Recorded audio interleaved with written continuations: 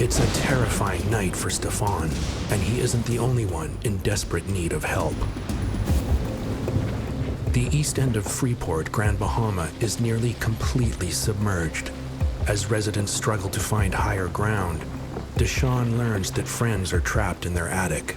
I told him, like, hey, my jet ski's full of gas. I'm going to try to come and get you guys. Deshaun rallies together volunteers from his neighborhood. They drive as far as they can before the water stops them. This is the ocean, a good 200 feet further than when we came earlier. They unload their jet skis and take to the flooded streets. It was insanely dangerous, wildly scary. The wind was blowing profusely at this point.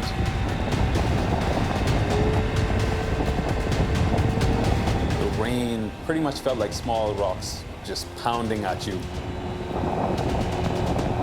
Pretty much most of the city was underwater. Most of the roads that you would take, you had to redirect around.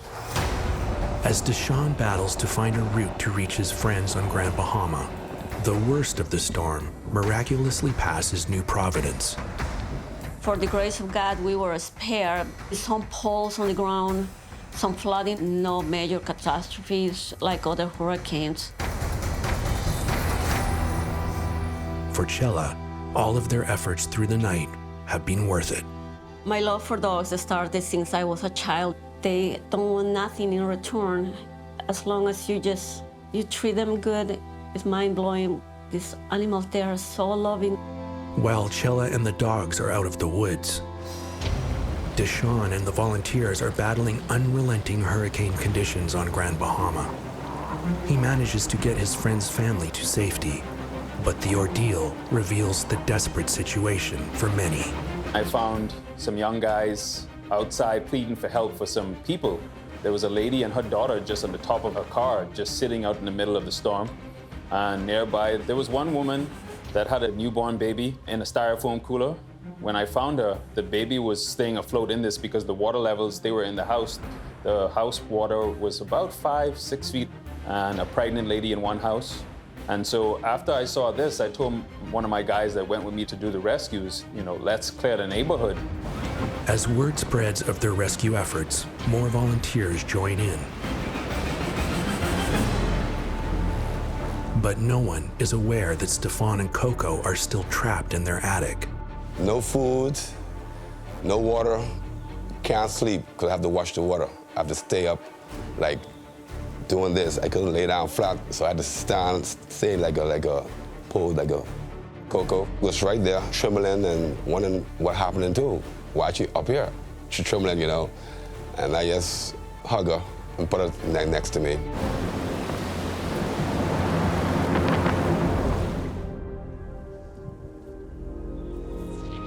Man. Bring back memories, man. Bring back memories. Yep, I hold her. She was my comfort. I'm not gonna lie. She was. And her dog, we had her when she was a little baby. I love her. Trapped in the attic with Coco, Stefan has no idea what's happened with his other dog, Brewster, who was outside when the storm hit. And things are about to get worse. Never in a million years could I prepare for what Dorian had brought to the island.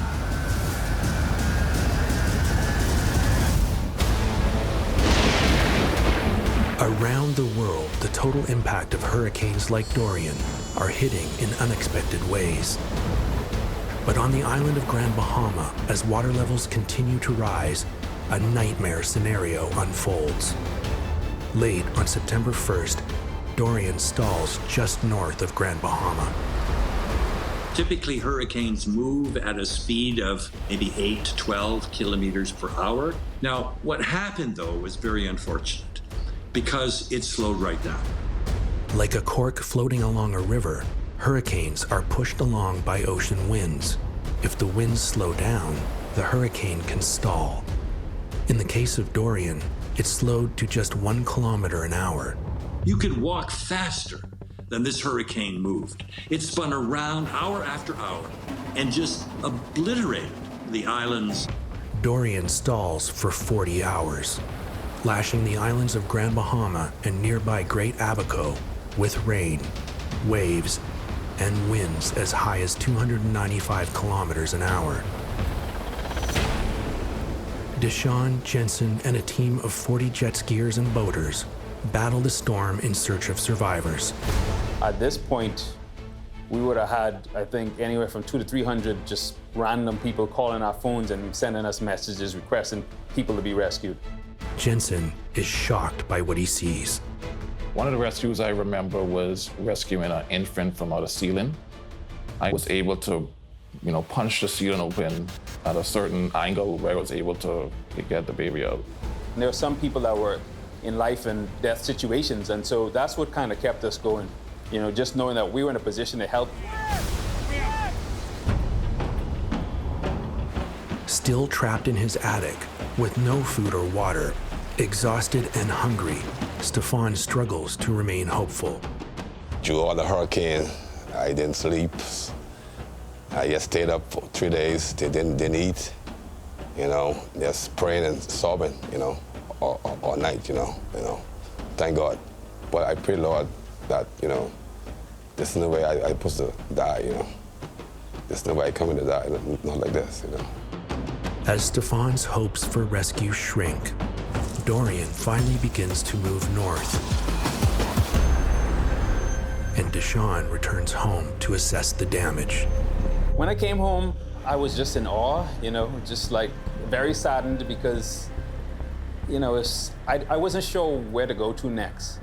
Deshawn knows how lucky he and his loved ones are. A lot of the people that I know, or all of them, survived. Jensen had somebody that was very close to him that actually reached out for help. She was stuck in a roof, and she could actually see the water rising. So we actually tried to go there, but under weather conditions, the winds were extremely dangerous. At this point, she told me she was still stuck in the roof, and she was desperately needed help. Despite their best efforts, they're unable to reach her. Days later, Jensen receives devastating news. Some other rescue team found her body in some nearby bushes. Despite this heartbreaking loss, Jensen tries to focus on the positive and the lives they were able to save. We rescued about over 150 persons during this time. It's a very good feeling, yeah. Very good feeling knowing that you got people out of harm's way and knowing that you survived yourself. The morning after the storm, Chella makes an exciting discovery.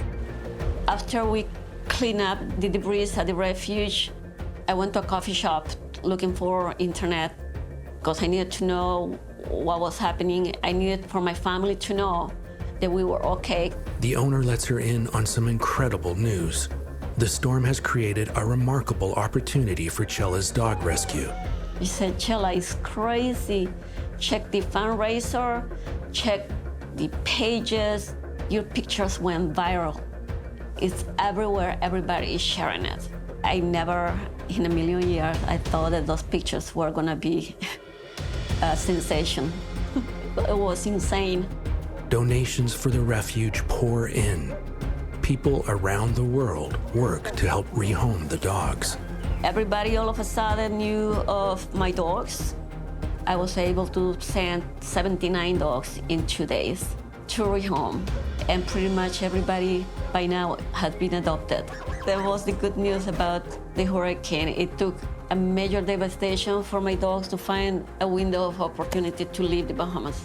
It completes me knowing that I started something and I finished it till the end. And the end was when they found the happiness that they deserved. As the waters in his home begin to recede, Stefan and Coco are finally able to climb down from the attic. He discovers that Dorian has completely destroyed his new home.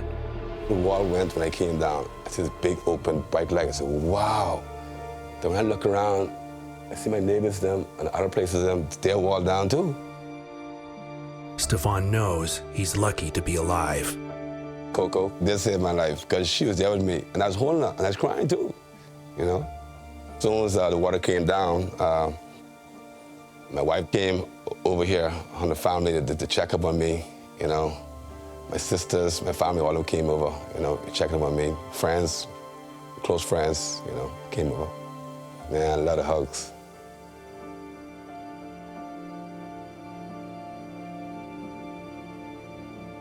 Oh, man, a lot of hugs. A lot of hugs. I needed that, you know, but they was worrying too. Bad. They was worrying.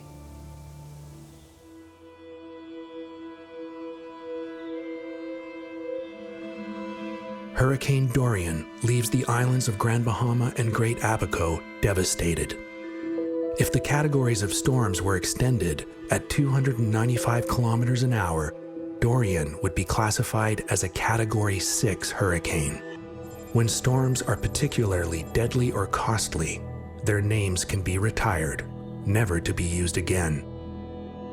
In a strange twist, in 2020, the committee that makes these choices is unable to meet due to the worldwide COVID-19 pandemic. Because names are only recycled every 6 years, the committee has until 2025 to retire the name. But Dorian will likely be retired. In the wake of Dorian, there is strength and renewal. You know, Grand Bahamians are resilient. I tell people we are hurricane experts, if there is such a thing. I took a greater appreciation on life and lived life for the moment. 3 days after Stefan and Coco climbed down from the attic, KK, you didn't hear me call his name? We started walking there, he started coming close. a miracle, Brewster has found his way home. Beaming people, we warriors, man, we go for it. Yeah, Brewster. New beginning now. Coming big and stronger, that's all. He's so happy, he won't let me go, boy.